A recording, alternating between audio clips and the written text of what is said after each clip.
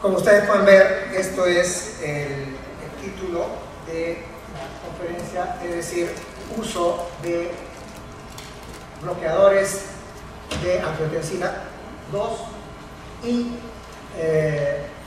su relación con polimorfismos de la enzima convertasa de angiotensina y su asociación con el rendimiento en personas mayores.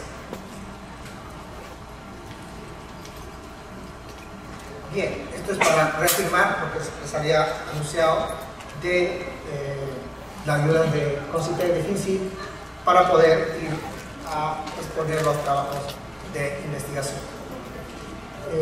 Fíjense, una de las cosas interesantes es que, como todos los trabajos, ustedes han asistido a varios congresos, estos son editados en la revista que propicia el congreso mismo. Acá fue una revista europea. Bien, esto es el trabajo de investigación y vamos a pasar a ver de qué se trata, ¿no?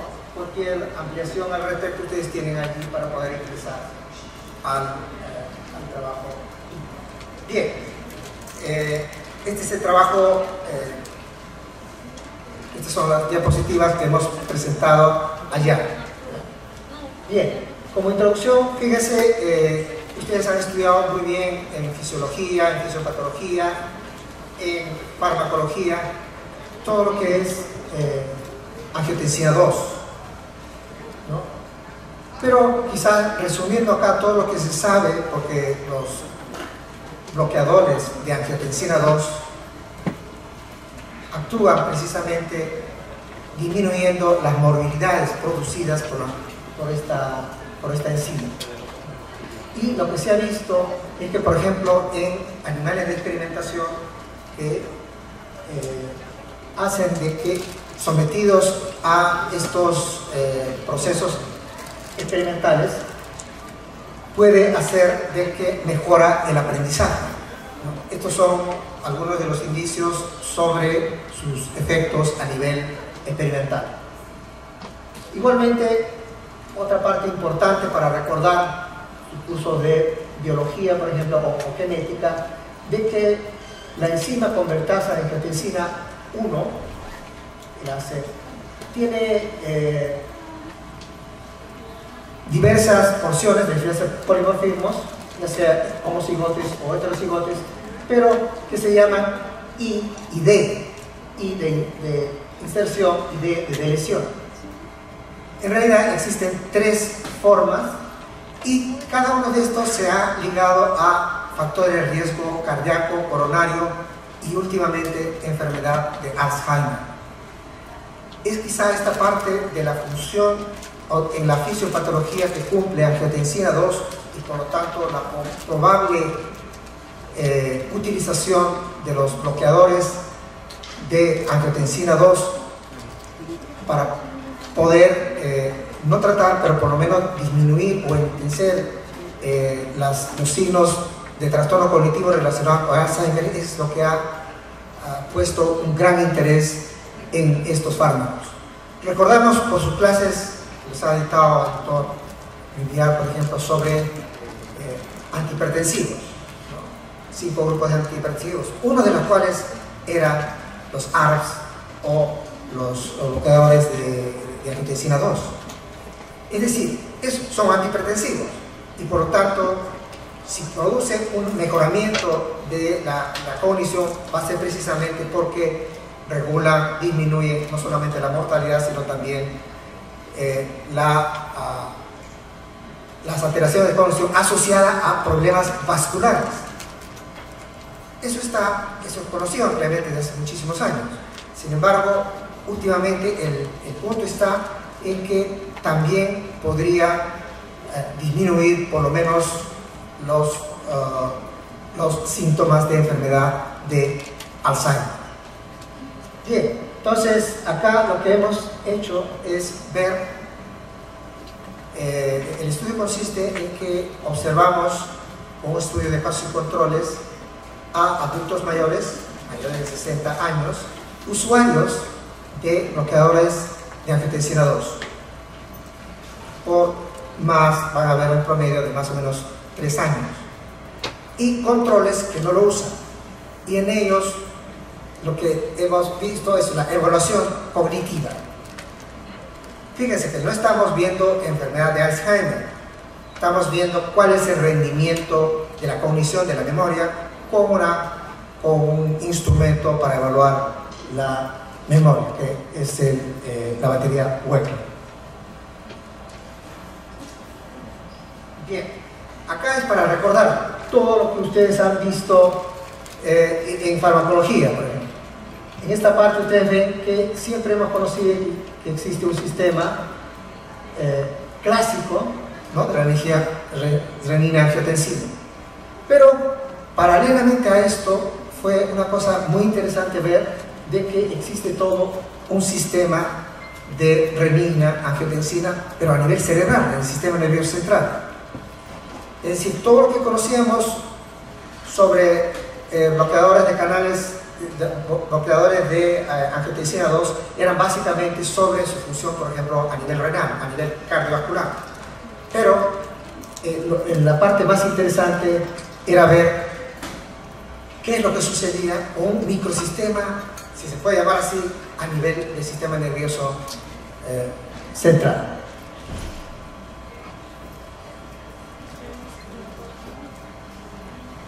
Bueno, recordar también de que dentro de los fármacos que actúan a nivel de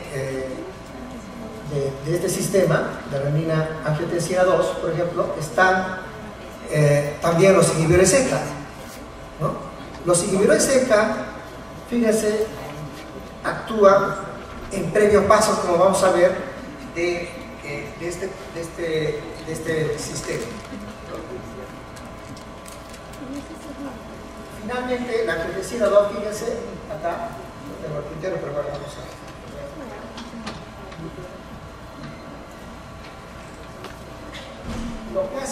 Lo que hace el sistema o estos fármacos es actuar básicamente sobre los receptores AT1.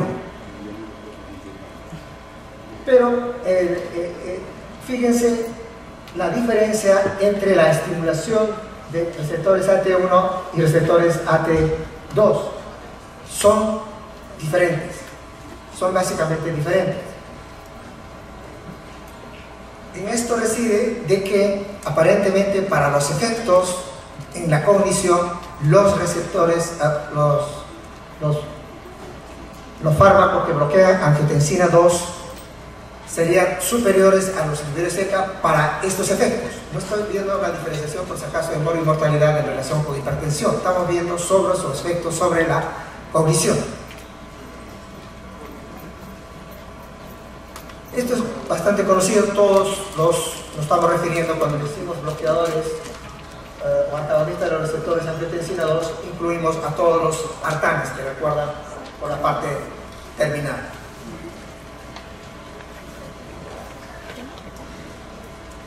Fíjense acá algo interesante en relación con qué importancia se está dando ahora a angiotensina 2. Angiotensina 2, fíjense acá, el bloqueado por los ARS, los bloqueadores de los fármacos. Fíjense de que el hecho de que bloqueen específicamente AT1 hace que, obviamente, controlen la hipertensión arterial, pero también que se vean implicados en procesos en los cuales colateralmente pudiera producirse toda la fisiopatología, todos estos aspectos patológicos relacionados con enfermedad de Alzheimer.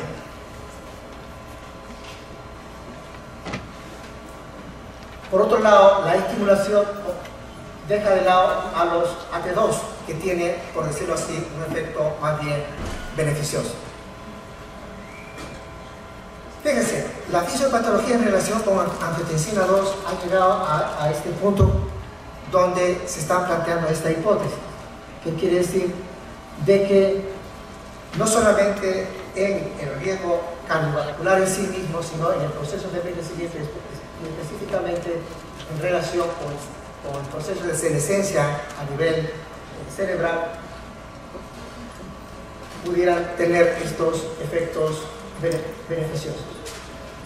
Bien, entonces fíjense acá, este es uno de los gráficos bien interesantes donde el equilibrio entre AT1 y AT2 de los receptores que hemos señalado pudiera mantener, por lo menos en los aspectos de cognición, un equilibrio.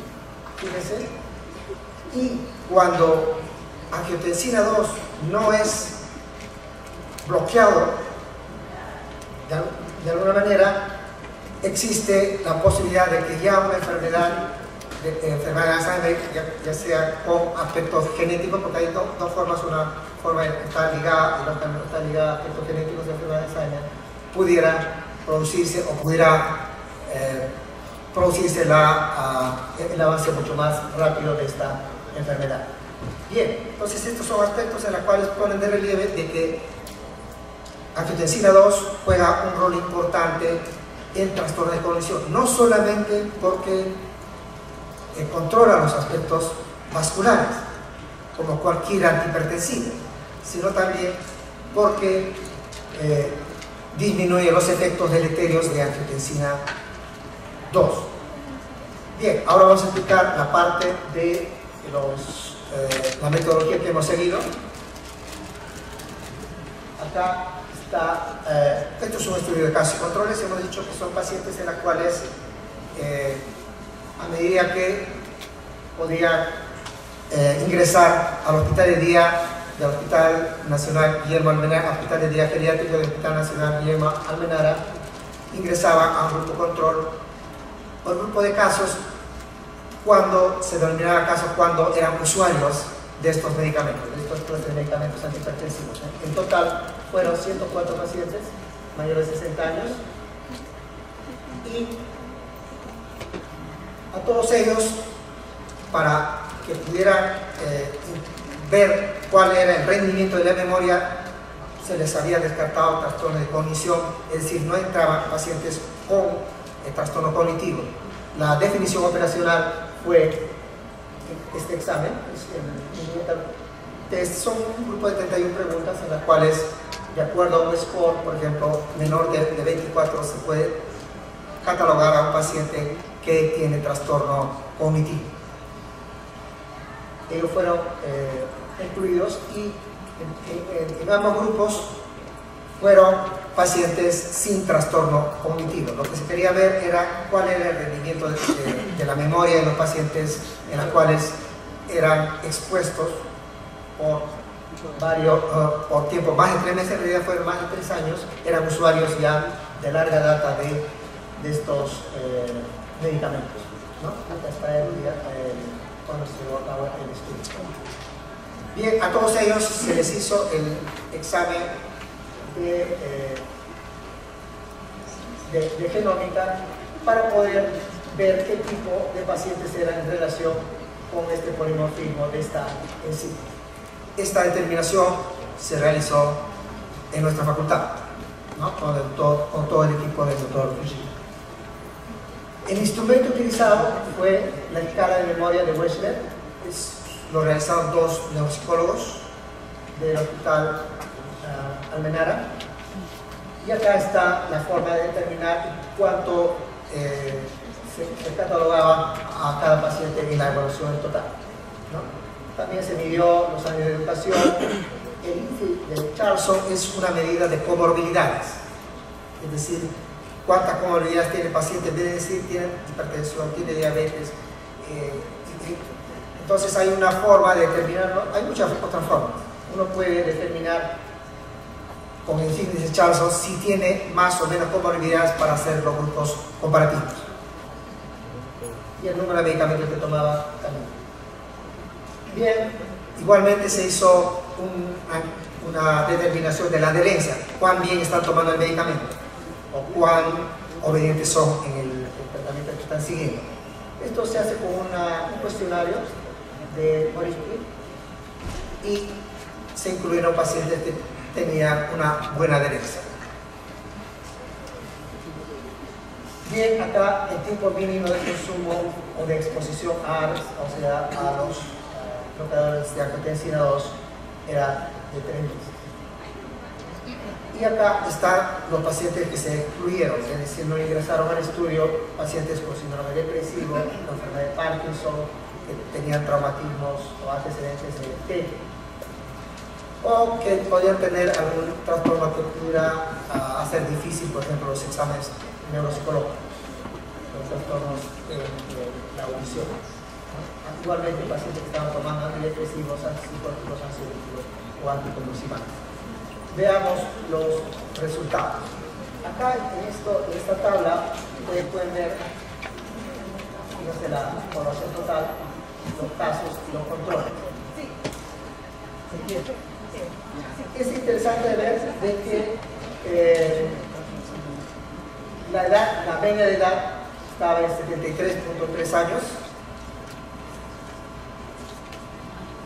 Bueno, acaba de ingresar la representante del CONCITEC. Ella nos da inicio a aplausos.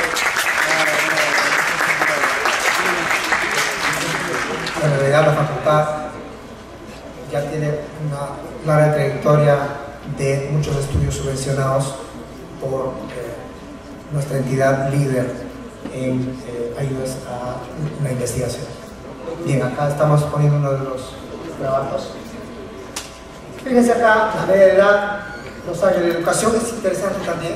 Hay que tomar en cuenta esto para poder ver si es que los años de educación son importantes para prevención de enfermedad de Alzheimer, el número de medicamentos y el número de antihipertensivos, porque no solamente tomaban algunos pacientes estos fármacos, sino también otro tipo de antihipertensivos.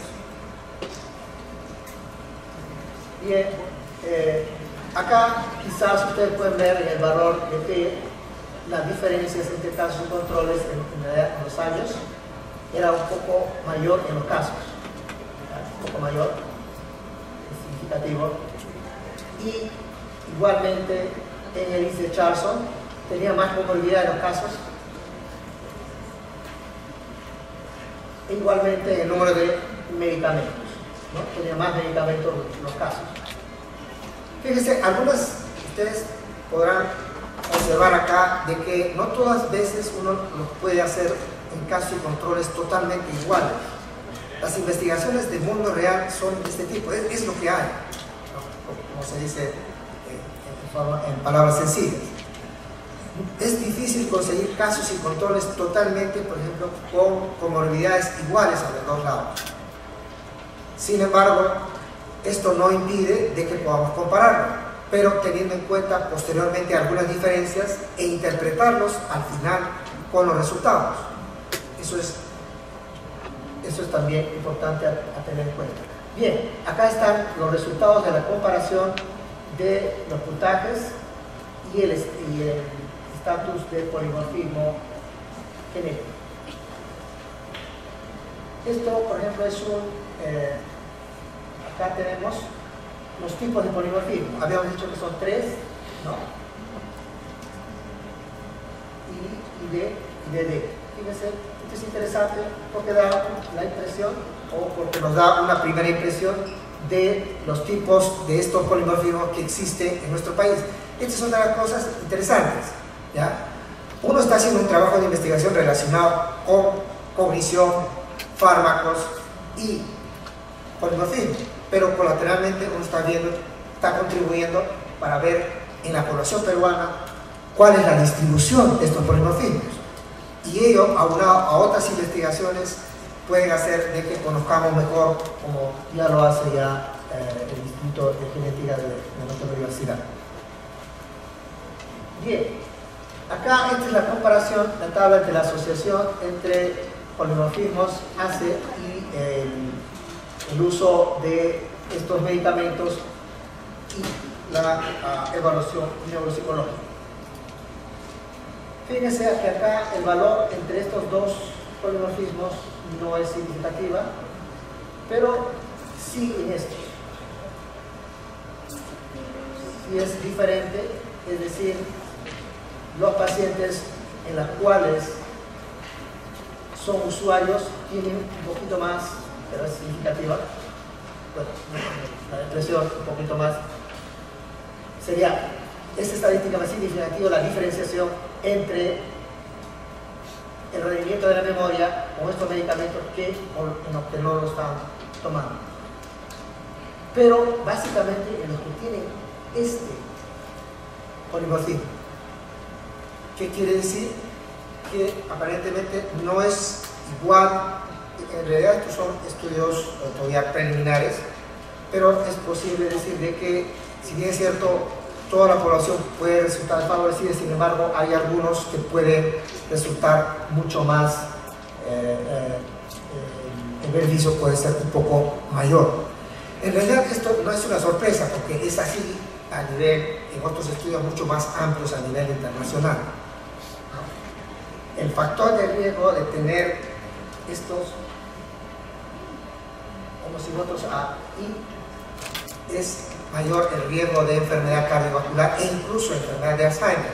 Ustedes saben que existen otros marcadores para enfermedad de Alzheimer, pero dentro de los cuales también está estos polimorfismos. Bien, cuando se hace un proceso estadístico de regresión múltiple, encontramos, siendo los predictores estos, de que el uso de estos medicamentos conjuntamente con los años de educación son significativos como factores protectores para un rendimiento significativo en adultos mayores. Entonces las conclusiones básicamente son que, a pesar de que en este grupo de pacientes de casos y controles, a pesar de que los pacientes controles tienen mayor edad y tienen más comorbilidades, sin embargo, cuando son usuarios de estos medicamentos, aparentemente tienen mejor rendimiento de memoria. Otra cosa importante, y que es ya sabida por muchos otros estudios anteriores, obviamente, es que la educación confiere una reserva cognitiva para protección de enfermedad de Alzheimer, ¿no? En relación con que si los ARBs o estos fármacos bloqueadores de los angiotensina 2 pudiera sacarse una conclusión bastante amplia, el diseño no lo permite. Tienen que hacerse estudios mucho más amplios y el diseño ideal es el de estudio de cohortes, es decir, estudios en los cuales sigan esos cohortes o grupo de pacientes y se controle por más de 3 años el rendimiento de la memoria. Y no solamente eso, sino también sería la incidencia de enfermedad de Alzheimer.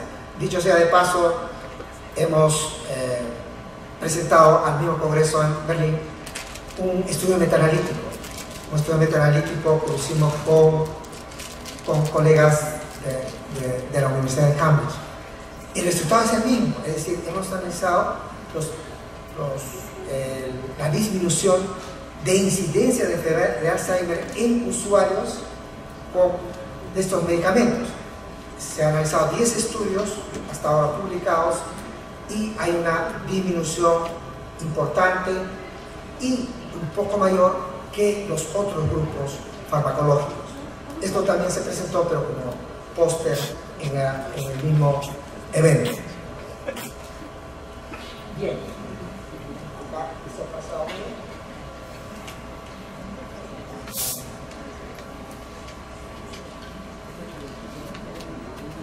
Bien.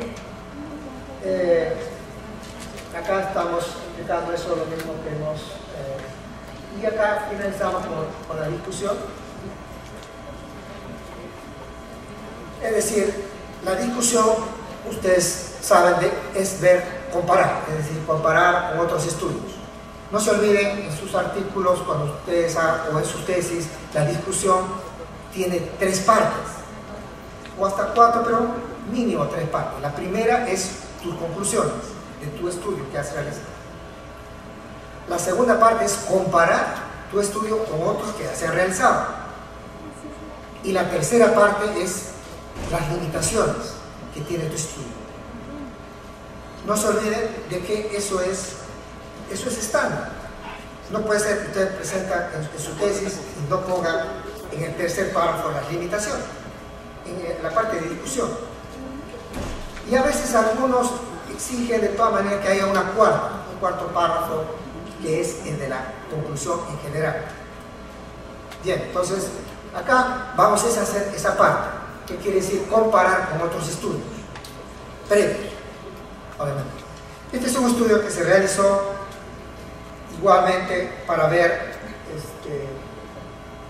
sobre el rendimiento de la memoria, también en adultos mayores, pero acá también incluyeron a los inhibidores ECA. Los resultados también fueron que, por lo menos en esos estándares de evaluación cognitiva, fueron superiores los APIs o bloqueadores de angiotensina 2. Este es otro estudio en el cual se realiza pacientes igual adultos tomando estos medicamentos, y en las cuales se observa de que, comparando con otros grupos farmacológicos, igualmente hay un mejor rendimiento de estos pacientes. Este es otro estudio en la cual pone en contexto todo, ¿no? Acá uno no puede llevarse la idea de que estos medicamentos estos tipos de antihipertensivos son los únicos que pueden disminuir la enfermedad de Alzheimer. Eso no es así, ¿no? La incidencia de enfermedad de Alzheimer, eso no es así. Realmente todos los antihipertensivos de los grupos principales, estamos contando tiazídicos, estamos contando calcioantagonistas, inhibidores ECA,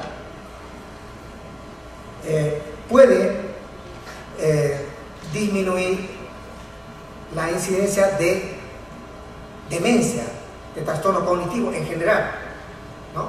Pero mediado por control de factores vasculares, es decir, la demencia vascular, ¿no? Pero hay una parte en la cual también se puede estar asociado típicamente a enfermedad de Alzheimer. Esa es la discusión. Este es un estudio, por ejemplo, interesante, estudio metaanalítico, en el cual se ve de que, en efecto, todos pueden disminuir el riesgo de enfermedad de Alzheimer. Pero fíjense cómo está los ARPs, es un poco más. Es decir, cuanto más, este es el primo, cuanto más esté hasta este lado, es más importante la disminución del riesgo de enfermedad de Alzheimer. Estamos comparando acá con otros, ¿no? Con otros medicamentos que están un poquito. Es decir, este es un estudio, pues, hay muchos estudios metaanalíticos respecto a esto, pero este es el último de Larson en 2018. Entonces, la conclusión es sencilla de que todos pueden disminuir la demencia vascular porque hay control de factores vasculares, todos los fármacos utilizados para hipertensión arterial. Lo que destaca son algunas clases, entre las cuales están estos medicamentos y también los CIECA, pero en menor medida. Pero también otra de las conclusiones importantes es acá, ¿no? Es que la educación puede prevenir enfermedad de Alzheimer. Esto es interesante, eso es conocido, es bastante obvio, pero hay que tener cifras nacionales en las cuales uno pudiera discutir estos aspectos, ¿no? Ya saben ustedes que, al igual que otras universidades líderes, la idea es producir nuestro conocimiento en nuestra población, más que poder, como antes era hace algunos años, cuando no se recibía ayudas, ahora sí hay, especialmente de CONCITEC, podemos hablar de nuestros estudios, podemos realizar todas las estrategias necesarias con nuestros resultados en nuestra población. Entonces, esto es interesante en relación, por ejemplo, con los estudios. También esto para su tesis es interesante de que puedan decir no solamente que es, cuando dice grado de estudio, es no poner que es primaria, secundaria, superior, se pone el número de años que ha estudiado, se tiene que poner en números, no se olviden esa parte, porque a veces sucede de que alguien ha estudiado hasta 1 o 2 años de universidad, otros terminaron, es diferente, ya, es diferente y se pone en números los años de instrucción. Esto es igualmente interesante en el contexto de lanzamiento de la Lancet, en la cual ven que no solamente demencia, sino la enfermedad de Alzheimer tiene una multidimensionalidad en lo que requiere a estrategias de prevención, dentro de los cuales está acá, por ejemplo, educación, todos los factores de riesgo, el tratamiento de las enfermedades o hipertensión arterial, por ejemplo, pero también en los aspectos preventivos, ejercicios, ¿no? Y acá quizás empezar los estudios para ver otros factores, otros fármacos que pudieran mejorar el rendimiento de memoria, que es bastante interesante. Otras cosas interesantes también, aparte de esto, es recordar, ¿no?, quiénes estudiaron polimorfismos ASA en el Perú. Ustedes deben sentirse orgullosos de ello. El primer estudio fue en la Facultad de Medicina de la Universidad San Martín de Porres, hace 12 años. Allí se estudió en forma general como factores de riesgo coronario. Ya, obviamente fue el doctor Julita con todos sus colaboradores, y el doctor Frank Lizarazo fue una de sus tesis. Es interesante ver sobre, por ejemplo, los porcentajes de estos polimorfismos. Y fíjese lo que antes se había olvidado, en realidad polimorfismos había bajado bastante porque algunos factores de riesgo, especialmente como cardiopatía coronaria, no eran muy concordantes, ¿no? Sin embargo, con otros estudios ya más amplios se ha vuelto, y además con la aparición de estos nuevos fármacos son relativamente nuevos en relación con tiazida tiene por lo menos 30 años, han podido ver desde que estos estudios se han podido actualizar y ahora son bastante numerosos. Bien, acá ya lo habíamos agradecido en la primera diapositiva, el papel trascendental que está jugando con CONCITEC, en que se da presencia al Perú, no para escuchar, no solamente para escuchar y aprender, sino hacer de que pudiéramos presentar ante nuestros similares de otros países qué es lo que estamos haciendo. Estamos empezando, ¿sí?, pero nos estamos poniendo en relieve, obviamente nuestra facultad, pero también el del país, ¿no? Acá están todos el equipo de investigación, ¿no? Y también es otra cosa interesante acá el hecho de contar con colegas que nos pudieran ver, contextualizar a nivel internacional. Ya sé que todos podemos hacerlo eso, ¿no? Sin embargo, es interesante, por ejemplo, aquí está Román Antonio, es un geriatra de la Universidad de Cambridge. Entonces, ahí, por ejemplo, es interesante que su área de investigación es fragilidad y cognición. Entonces, los estudios que se pueden hacer acá es antes de comenzar, ver de que estos pudieran evitar sesgos, por ejemplo. Y si bien es cierto, uno puede detectarlo, pero a veces es diferente hacerlos y detectarlos que detectarlos y todavía no haber hecho algún estudio y no tener experiencia, ¿no? Es tan sencillo como ello.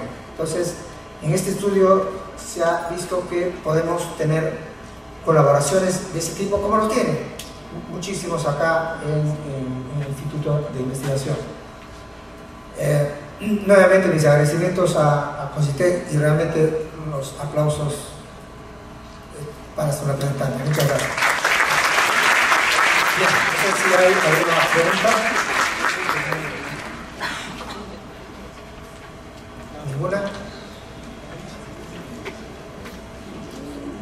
Muy bien. Señora Ruth, no sé si puede dar unas palabras para finalizar este pequeño evento, por favor.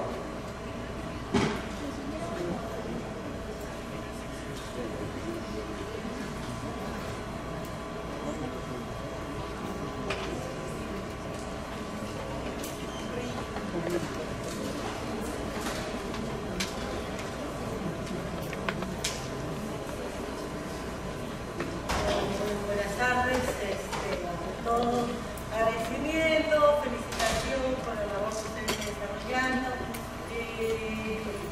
invitarlos a todos ustedes, profesores de medicina, a participar de todos y cada uno de los procesos que tenemos en el CONCITEC. Yo imagino que ustedes han escuchado que es el CONCITEC, que es el FONDECIT, están siempre las puertas abiertas de la institución para recibirlos, y yo particularmente como monitora del programa de movilización estaré complacida de poder ayudarlos, como al doctor, a muchos de ustedes, porque esta es la casa de estudios también de uno de mis hijos que está estudiando con ustedes medicina, y yo complacidísima de estar en este momento. Muchas gracias, y siempre las puertas de la institución están abiertas para todos ustedes. Muchas gracias, doctor.